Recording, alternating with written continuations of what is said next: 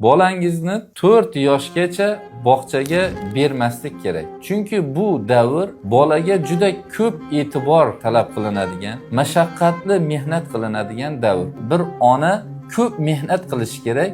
Bu davrda bolani injiqliklari, kasalliklari, yig'lashlari, tahoratini buzib qo'yishlari, katta mashaqqatli mehnatga uni tug'gan ayoldan boshqasi sabr qilishi juda ham qiyin bo'lgan holat. Uni tug'gan ayolgina sabr qilib, unga mehr muhabbatli bo'lib munosabatda bo'la oladi. Onada ikki sifat topilishi kerak edi. Birinchisi aminlik, ominalik, ya'ni undan hech qachon zarar kelmaydi. Ikkinchisi halimalik. Halimlik degani biror bir xato, kamchilik bo'lganda unga jazo berishni kechiktirish, jazo berishdan voz kechib unga to'g'ri yo'lni ko'rsatish. Mana shu ikkita sifatga bu yoshdagi mashaqqatli mehnatga faqatgina uni tug'gan ona sabr qila olishi mumkin. Uni tug'magan, ma'lum bir pul evaziga ishlaydigan ayol bu holatlarga sabr qilishi juda ham qiyin.